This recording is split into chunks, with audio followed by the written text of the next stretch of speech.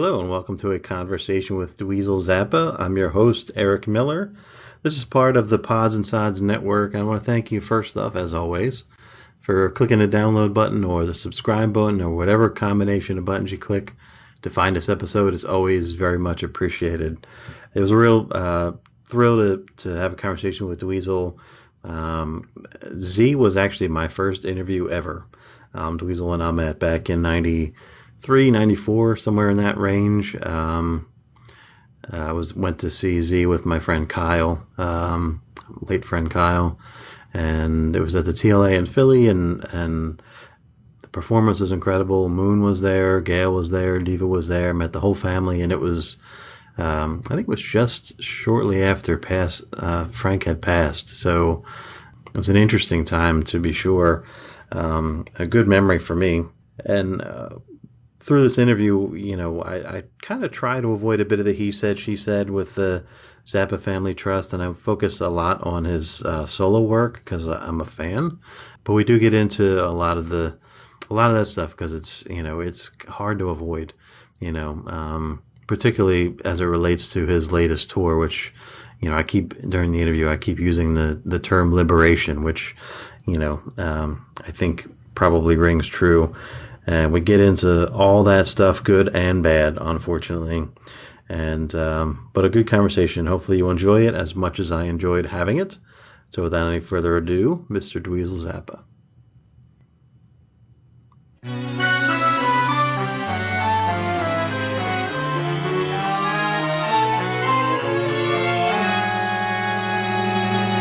It gives me great pleasure to welcome the one and only Mr. Dweezil Zappa. Welcome, Dweezil. Thanks for having me.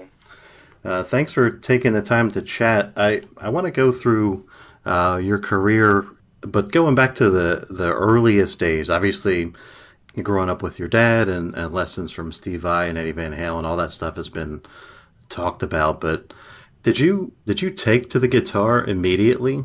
Did you jump right in? Did you love it from day one? Well, my dad obviously played guitar, and growing up I was around the guitar, and I loved the way that it looked, I loved the way that it sounded, and even the smell of guitars and guitar cases and all that stuff. I was always really interested in the instrument, but growing up hearing only my dad's music and what he did with the guitar made it seem untouchable. I mean, it seemed like, well, that might be really hard to do. I don't know about that. So I actually was, when I first started trying to play some music stuff, I dabbled in playing the drums. Right. And I even had a lesson from Vinnie Caliuta at the house once. But drums just turned out to not keep my interest, and I got more interested again in the guitar. And so when I was 12, that's when I really decided to get serious about the guitar, because I started to hear stuff other than my dad's music. Right. That was kind of an epiphany moment where around the house I had only heard what he was working on or what he was listening to at home, and then I started to hear the radio and I heard some other things. And it was a little bit strange for me because what I was hearing on the radio didn't have all these other instruments, and it didn't have all these details and other kinds of rhythms and things. So to me, I felt like, well, where's the rest of it? It's all gone. It's all missing. Right. But there were a few things that did stand out to me in a different way, and that was, Edward Van Halen and Randy Rhoads and Mm-hmm. That kind of guitar playing. So once I got hold of some of their records and had a guitar in my hands, I just started trying to figure that stuff out by, listening to it and finding the notes on the neck. And that's when I got real serious about it.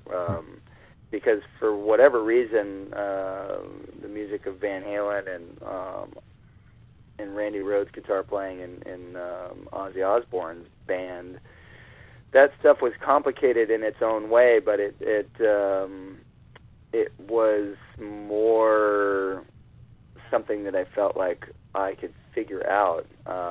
Right. And it also had a particular sort of aggressive sound to it that was different than my dad's music, but still in a way, you know, I knew that I would be able to go from there and then eventually add something back to my dad's music, because in the back of my mind, I always wanted to learn like the Black Page and some of the other really hard melodies that he had written. Right. So that was just something you maybe had to work up to through a lot of this more, melodic, more accessible kind of music at the time, I suppose, would be how you phrase that. Yeah. But ultimately, once I did get to the guitar, I was playing it 10, 12 hours a day. Right. Yeah, I imagine, I can't imagine you not picking up guitar on a daily basis. Is that a safe assumption? You're pretty much attached? Well, the thing about it now is that I don't get a chance to play anywhere near as much as would be required. The thing is, before I had kids, I was still playing as much as I needed to learn everything and stay on top of technical things that I needed to do. But being that I tour as much as I do, 80 to 100 shows a year and rehearsals and travel and all that stuff, I'm away from my wife and kids. So when I am home, I tend to not even pick up the guitar at all. So, and my dad did the same. I always thought it was strange where, if he wasn't on tour, he wouldn't even touch the guitar for months and months at a time. But it sort of became that for me. It can happen to where I'll completely lose my calluses and I'll have to rebuild them. Right. Because my fingers don't callus that well anyway, as it is. But I'll go long enough in between playing to where you would think I never even picked up a guitar in my life. Right. Cool. How was it when so your first record, other than My Mother's a Space Cadet when you were 12, the first album proper is Having a Bad Day, and I think you're about 17 on that record, or 16, something like that. I made it when I was just about 15. Wow. I made My Mother's a Space Cadet. I made when I was 12. Yeah, we started recording Having a Bad Day when I was 15. So how was it? Did you feel pressure? Was it free? How was it writing a record at 15? At the time, everything about what I was doing with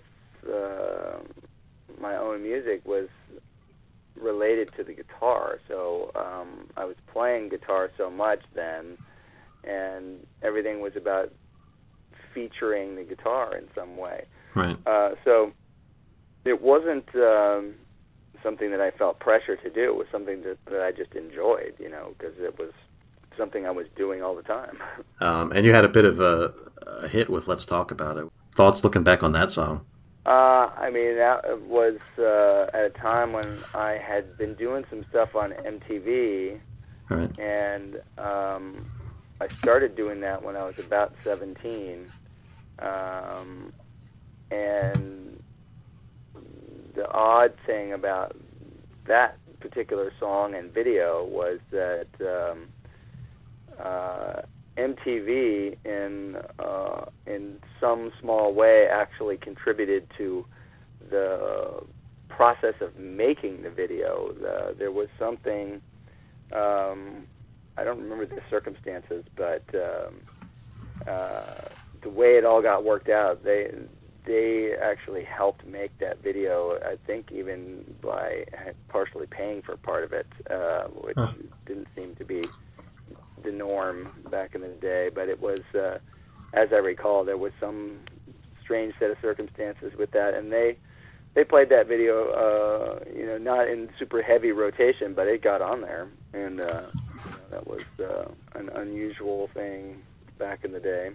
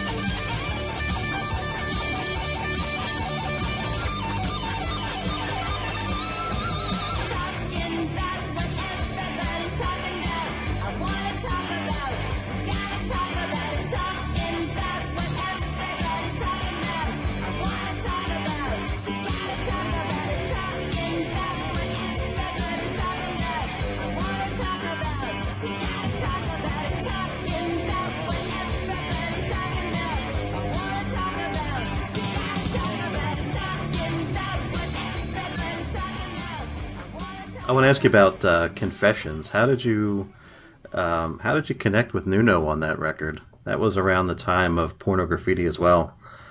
How did you guys Yeah, hook up? well, Extreme had put out their first record, and I heard the first record and immediately was a fan of what Nuno was doing on the guitar, and the whole band sounded good to me. And I just ended up writing a letter to him to congratulate him on the record and what he was doing, and we ended up becoming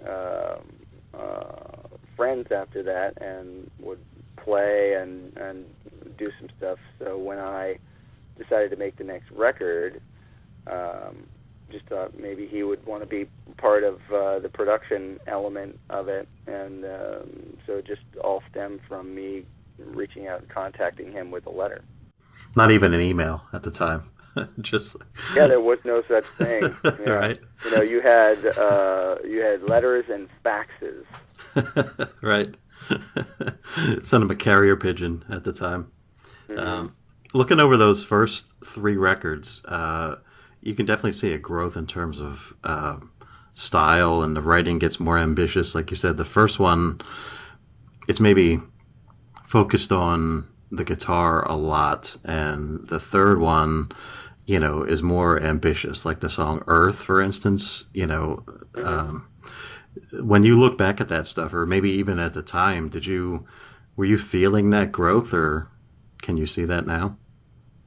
Well, my goal always, whenever recording something, was to try to do something that wasn't the same as the previous record, and so there was a fair amount of time in between each record. So um, obvious growth can be measured between the records each time,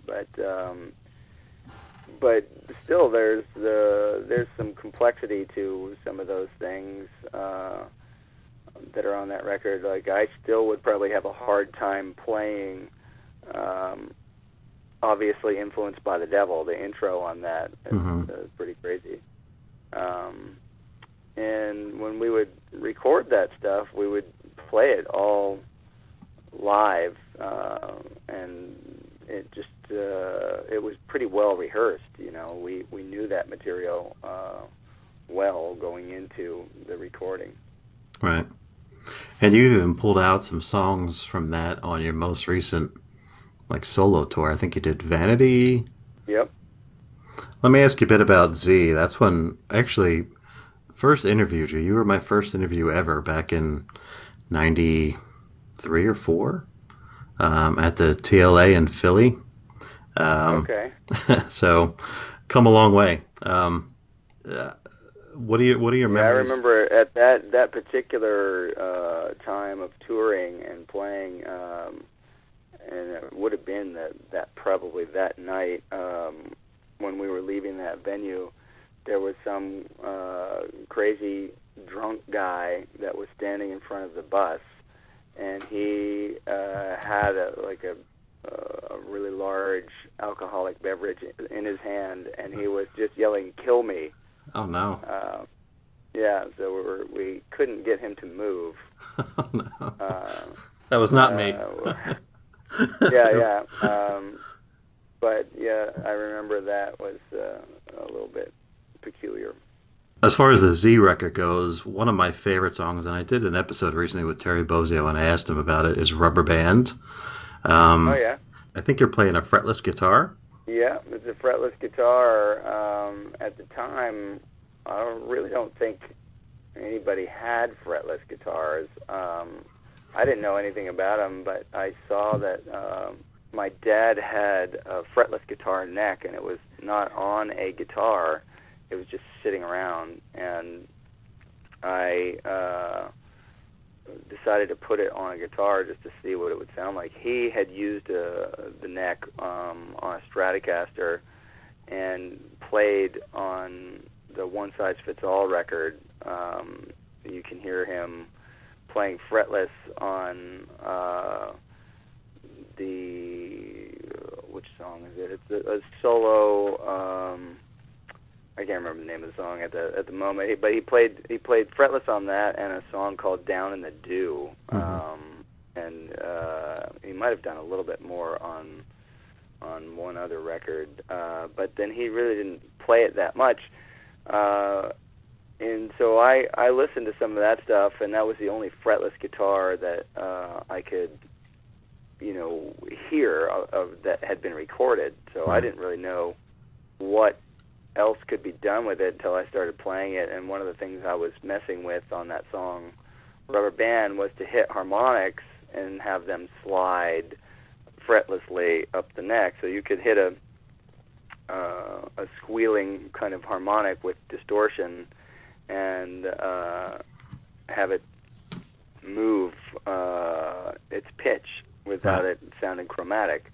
And so that was an interesting sound to me, and I tuned the guitar so at least a few of the strings could be useful as sort of as chords.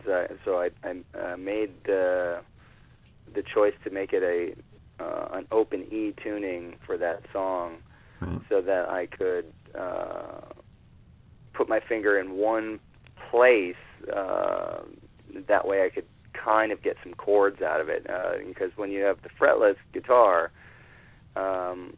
it becomes imperative to have your finger in the exact right place on the fret line in order for it to be in tune, and that's not physically possible in a standard tuning situation for chords, because you're always having to manipulate the notes. So anyway, the closest you can get is with a kind of an open tuning, and that's what I did with that guitar. But the idea there was to make it sound like whatever was a normal thing was just sort of stretching one way or the other. So if you played a chord, you could hear it kind of bend in and out of tune, and other notes would slide around, and so that's where the name Rubber Band sort of came into play.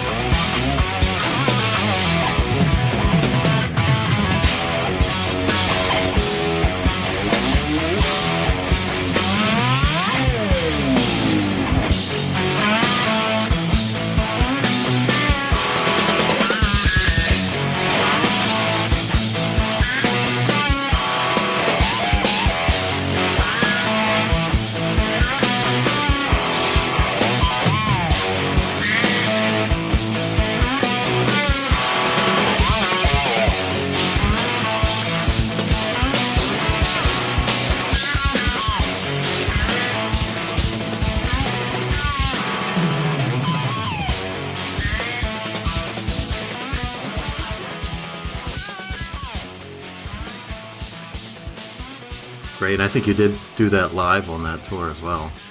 I assume with that. Yeah. In the studio, that's just sort of two tracks, you and him, you and Terry. Yeah. That there's a lot of improvised elements to it. It was not something that was well rehearsed at the time. It was just such a new thing, so let's just try this. Right. So super cool. That's what it is. So you can see, again, the way you describe that, there's a lot of focus on technique, right? Which I think is, and I could be projecting, I think it's maybe indicative of the trajectory of your creative career, right? Coming closer to your dad's compositions, I guess, right? And then you sort of go off and do Zappa Plays Zappa for a decade. There's another solo album in there. And I want to get to Via Zamata, of course, but, through all that decade of Zappa Plays Zappa touring, how does that affect your writing? Like, it sounds like you almost went, you graduated to university and then went through Zappa Plays Zappa for a decade, and here you are kind of on the other side of it as a composer versus a writer. Is that an apt description? Am I making any sense there? Yeah, it makes sense. There was a period though in the 90s, sort of like I guess mid to late 90s, where I didn't play guitar at all anymore. I just wasn't at all interested in what was happening in the musical world, and one of the things that put me off of it was that it became such that if you actually were skilled as a player, right, you were unhireable. If people wanted somebody that sounded like they could barely play, that became the sound that everybody was going for. So, and I just wasn't interested in hearing guitar played as though it was a total amateur playing and they didn't know anything about it, and therefore then saying, "Oh, aren't I amazing because I can barely play, but I have the right look." It became a very superficial kind of thing, and also at the time, the people that could play really well, there was a backlash on that, even within that style of community, because it had become such a joke to play like too much in terms of guitar players soloing ridiculously without connecting it to any feeling per se. Right. Right. It was a technical exercise, and so for a little while there, I did not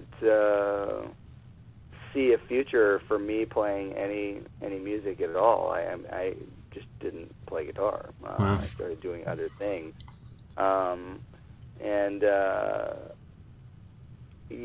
oddly, one of the things that got me back to playing guitar before I ever even did Zappa Plays Zappa was when I did some work with Lisa Loeb. She asked me to play some stuff on her record, and then I did a couple of shows and things with her, and that was fun because it was just playing parts for songs that were specific, and so the stuff that I did on those records is not flash guitar in right, any way, right.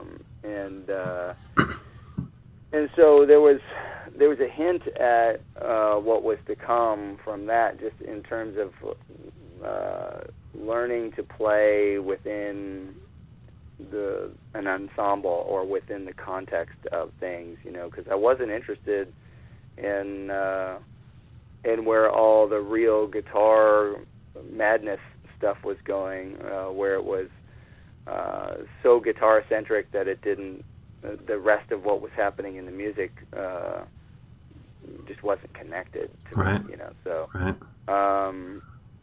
So then, what ultimately led me to Zappa Plays Zappa was that once my father passed, I noticed that there were a lot of people that didn't really know anything about his music. They knew the name to a certain degree. Right. They knew a little bit about some of his politics, but he had sort of been put aside in this novelty box, and his music was starting to be relegated to that kind of idea that, oh yeah, this is the guy that made the funny music and had the kids with the weird names. And so to me that was so far from who he was that I felt it was important to do something to re-educate people about what he really did. And that's where the idea for Zappa Plays Zappa really was born, out of this feeling of being, what a shame that people don't know what my dad really did. Right. And then so I took 2 years to study his music, and in that time I made a crazy transformation of my approach to guitar, because I had to totally change the way that I could actually physically play the guitar, but also mentally it required a huge change, and that was probably the harder part, to be honest, because it's a harder thing to try to practice basically unlearning your thinking patterns. You have to say, okay, I can't do it like this. I have to really pay attention to other things when I'm playing. I can't focus on only what I'm doing. Right. I have to really be listening for all these other elements, and that's a hard thing to practice. So, besides learning new picking techniques and being able to utilize the new knowledge of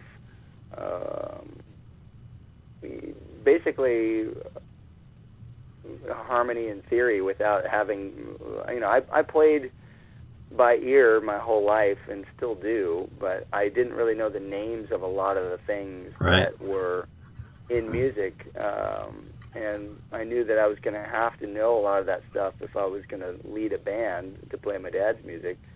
So I, in the 2 years that I was studying my dad's music, I was also learning the names of a lot of things that I had passed over while I had already been playing guitar for more than 20 years.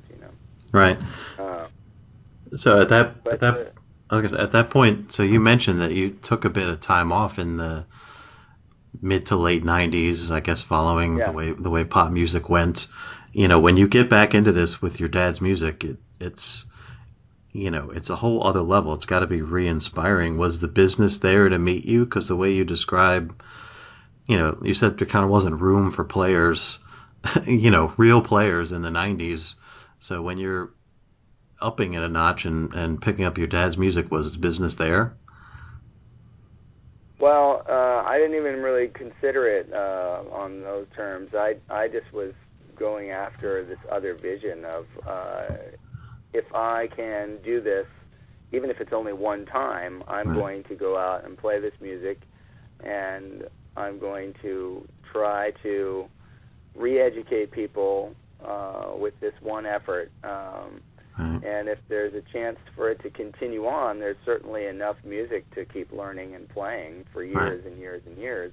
But the idea initially was just to begin the re-education process and give people a chance to hear the depth and variety in the music. And I purposely did not focus on anything that was comedy related in my dad's music. I skipped that stuff for years. Right. I do want to have kind of a follow-up to the Z thing, given all the all the family trust issues that have been going on over the last, I don't know, 6 months or so. Can you still look back at that period and appreciate the fun of it? I mean, I hardly ever do think back to that stuff.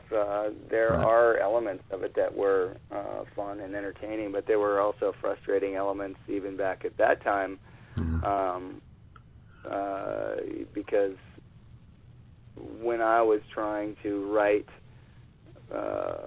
serious music and put together, intricate arrangements and things. When I was working with my brother, he wasn't really showing up to rehearsals, and he was always making up lyrics about his ass. That was his thing. You might recall that, So if he forgot lyrics, he would instantly start singing about his own ass. Right. And I just didn't like that I'm spending time writing music and he's singing about his ass, So. Right.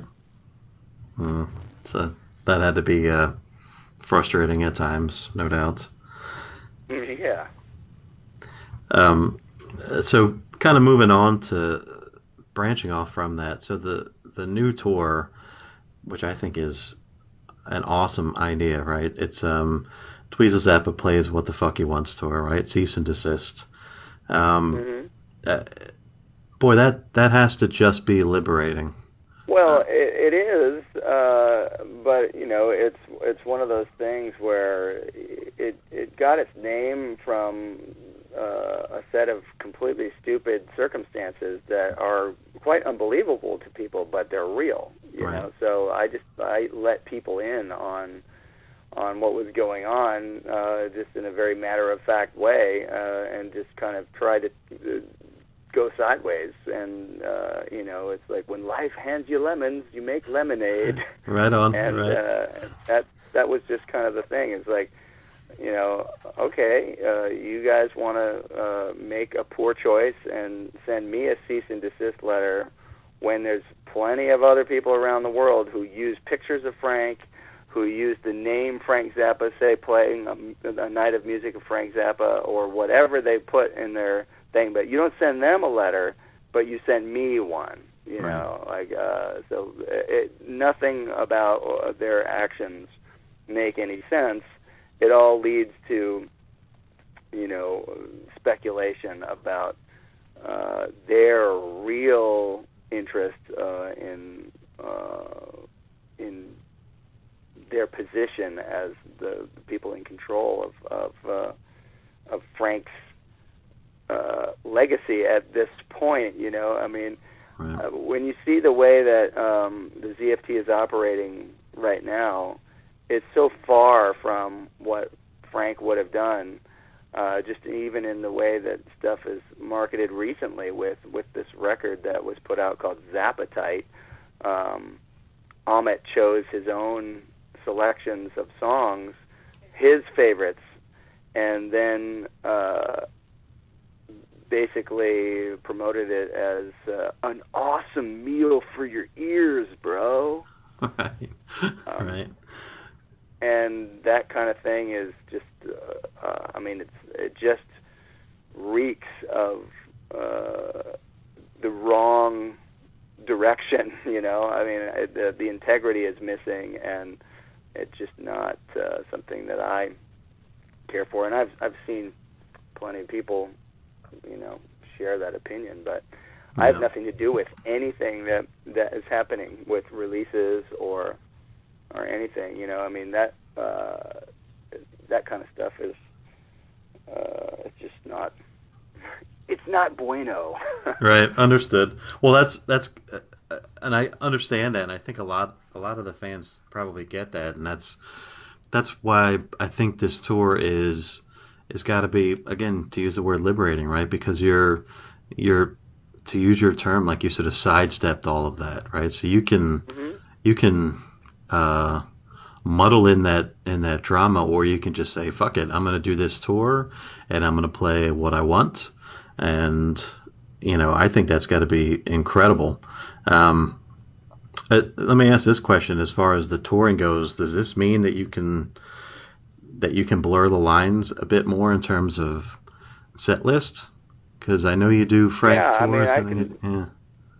yeah, Yeah, I can play whatever I want, and I can develop new ideas, and I can put in some of my own music or play other cover songs. I can work with different people. I can just kind of open the door to making things really beyond just a celebration of playing my dad's music. It's just a chance to do fun and interesting musical projects of my own. I start looking at it as one and the same, you know. right, right, and Um, and under it all, that's got to be truer to your father's vision than any of the business stuff, right?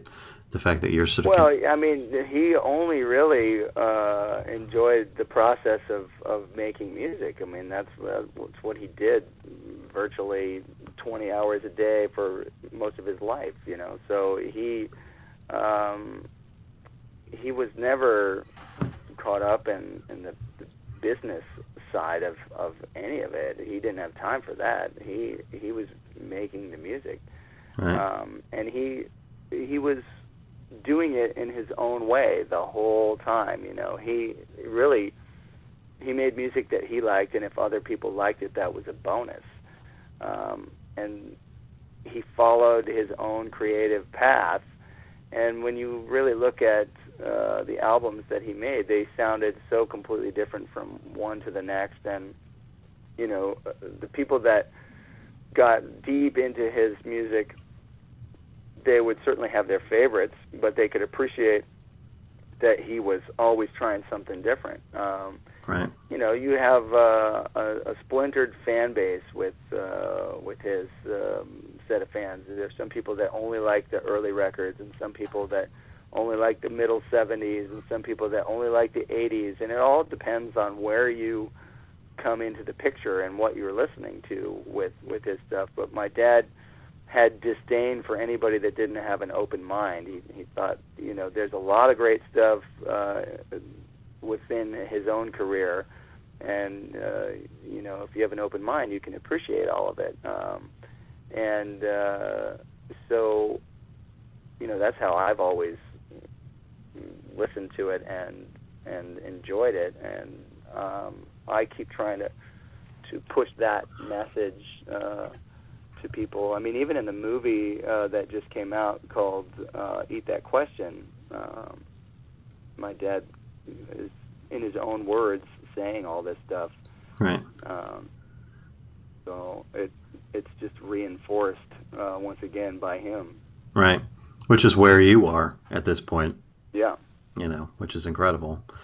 Yeah, and the last record V is a motto. We didn't get into it a whole lot, but you know, looking at your career and the evolution, and now this freedom on this tour to mix in your solo work with Frank work without having, you know, the family trust obstacles. You know, it from the outside looking in, it feels like a rebirth, and as a fan, it's exciting to see.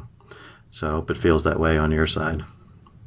Well, I'm rededicated to playing not only my dad's music, but just music, and I've learned throughout the years of doing this. One of the things that I really enjoy is being able to play within an ensemble, and I look forward more to creating music that is written more in that way, that it has specific roles, and it's all being put together very much the same way that my dad wrote his music in an orchestral style arrangement. Right. It's the interplay between the instruments and the details of what can be done that that fascinates me, and that's what it's always drawn me to my dad's music.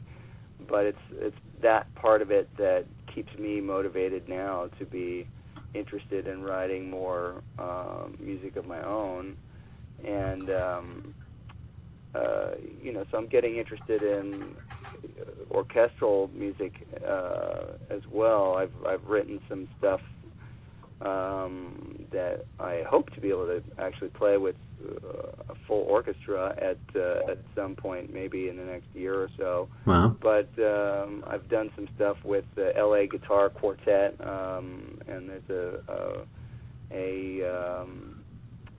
a duo from Italy that I'm hoping to work with to write some more guitar music. But it's classical in the sense that it's much more along the lines of that style of composition and arrangement, but it's you wouldn't hear it and immediately go, oh, that's a Baroque piece, you know. Right, it's still going to have modern elements to it, you know, rhythmically and whatever. But anyway, that kind of stuff I would never have been able to even approach had I not done what I've done with my dad's music for the past decade or more. And so, you know, it's really just a journey of exploration, and that Via Zamata record was kind of a fun musical journey in a way. It was back to my roots, and so it was trying to figure out what happens when you go back to your roots and then spread out from there. Right. And so that's kind of what my overall musical impetus is at this point, is to just kind of you know, see what I can do with the rock and roll side of things, the rock and pop stuff that I grew up with, but then maybe separate some of the more complex stuff and make a collection of that on its own, you know. So as I move forward, I might compartmentalize a little bit of some of that stuff, and it might just be easier for myself, for me to navigate through the different ideas, keep them organized that way. Right, I gotcha. Just two quick questions before I let you go. Did you, through all these years, did you have any ideations, I guess would be the word, of a supergroup, sort of a la the Winery Dogs? Do you ever have any near misses of something like that? I thought of ideas of stuff like that, but I never really set out to put them into motion. But I mean, one of the ones that I always thought would be interesting would be, what if me and Julian Lennon and Danny Harrison and Zach Starkey and or Jason Bonham, you know, all got together and said, "Hey, what's going on?" You know? That'd be something. Yeah, you know, but, and not even in a gimmick way. It's just that we all probably have a lot of things in common in terms of music and how we grew up, and what sort of passed on to a second generation from. Right. You know, it's I look at it like if this were medieval times and we were talking about, you know, making shoes, you'd have to learn from, you know, the generations before you, and then you'd know about new materials and you'd add those in, and you'd still keep an old design, but you'd use new materials, and you'd do some things, you know, and it would still like uphold a tradition, but you'd still have to do new things with it, you know. Right. And it's like carrying on a family business, you know. So seeing how my family's heritage is Sicilian, you know, a simple idea like that makes a lot of sense to me, you know. But then again, you got to put it into the context of music. But right. You know, all I ever set out to do was kind of you know, keep up the family tradition. Right. And then one last question is, at some point there's got to be an autobiography in you. Have you ever thought about that? People have been asking about that, and I never really thought there'd be any real interest about whatever I've done, but more and more people are asking about it, and I think it has to do with an interest in knowing what it was like to grow up the way that I did, and then recent things. People kind of want to know, like, well, why did things change and what happened? Right. So because there's been a lot of people asking about it, I have started reading some people's autobiographies and things just to see, if I would ever think about doing one. But I did end up reading a good one that I enjoyed, which was Andre Agassi's book. Okay. And so seeing how people write these kind of autobiographies gave me some sort of impetus to think about it. So, you never know. Cool. Very cool. Well, thank you, sir. I want to thank you for all the music and for taking the time to chat with me. The website is Dweezil Zappa World, and you have a lot of tour dates coming up. You're booked solid, I guess, through the rest of the year. Yeah, we're going to do a lot of shows, and a couple of them, Ike Willis is going to play with us, and we have some new band members on this tour. We've replaced Ben Thomas with a multi-instrumentalist named David Luther, Okay. and I have another female singer who's been added in the band. Her name is Sean Coey. And so the vocal timbre of the band has changed, and it's got a really good new dynamic sound.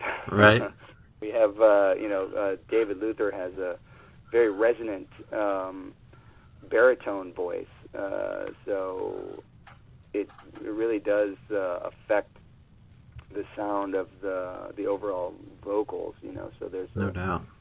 a real it's a really good improvement. How did Ike get back into the picture? Did you contact him?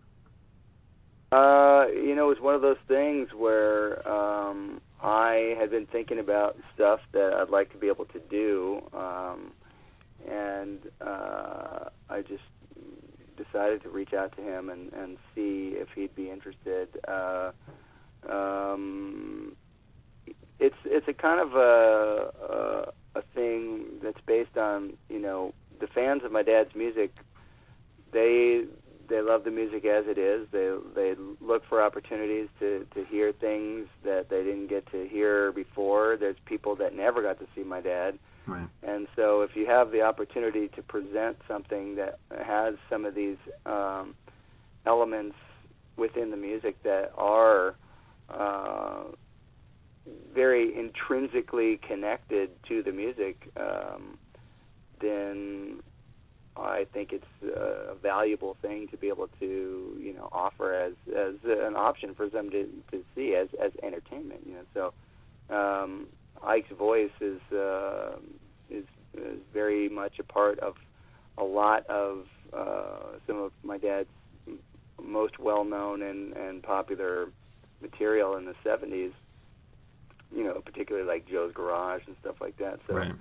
I thought it would be fun to explore playing some of that stuff and see how it goes. And so hopefully we'll have fun doing it. I'm assuming it will be exactly that, and that maybe there'll be other chances to do more things. But yeah, I think it'll be. It's really just wanting to make sure that the fans get a chance to hear things they haven't heard before and introduce it to new people in the process.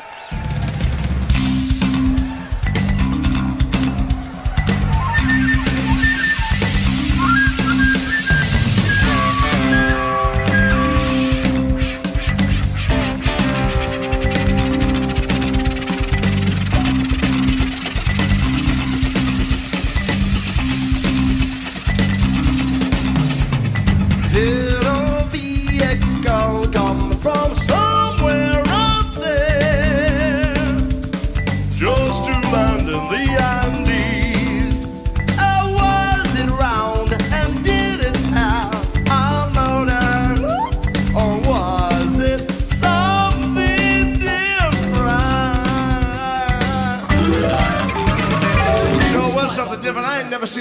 in my entire life. What? 12 little bald-headed men. I said, what y'all doing here? They said, we want some snow goose. There'll be a cow. There'll be a cow. There'll be a cow. Fly along the mountain and find a place to bucket shell. Bucket shell. Or did someone build a place to leave a space for such a thing to last?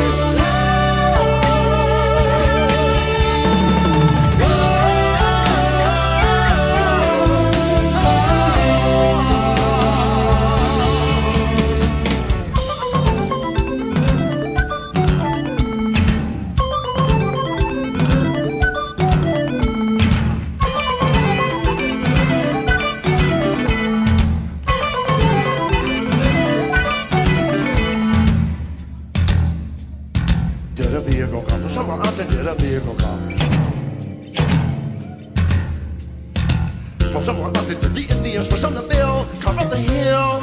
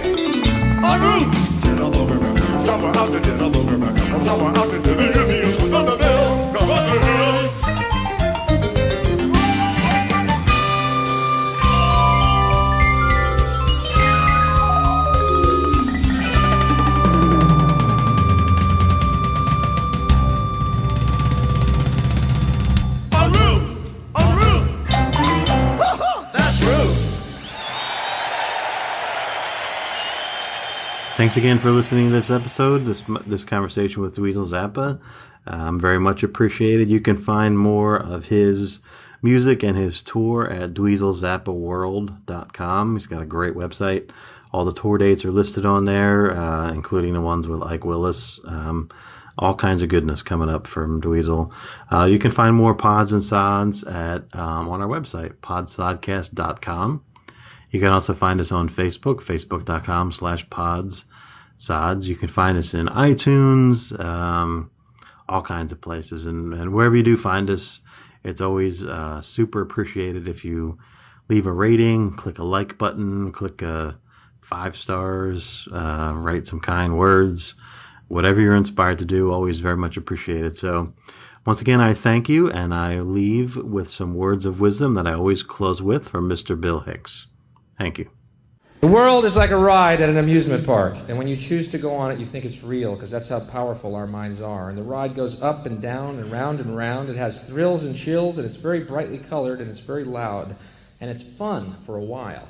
Some people have been on the ride for a long time, and they begin to question, is this real, or is this just a ride? And other people have remembered, and they come back to us, and they say, hey, don't worry, don't be afraid, ever, because this is just a ride. And we kill those people. Shut him up. We have a lot invested in this ride. Shut him up. Look at my furrows of worry. Look at my big bank account and my family. This has to be real. It's just a ride. But we always kill those good guys who try and tell us that. You ever notice that? And let the demons run amok? But it doesn't matter, because it's just a ride. And we can change it anytime we want. It's only a choice. No effort, no work, no job, no savings of money. A choice right now between fear and love. The eyes of fear want you to put bigger locks on your door, buy guns, close yourself off. The eyes of love instead see all of us as one. Here's what we can do to change the world right now, to a better ride. Take all that money we spend on weapons and defense each year and instead spend it feeding, clothing, and educating the poor of the world, which it would many times over, not one human being excluded, and we can explore space together, both inner and outer, forever in peace.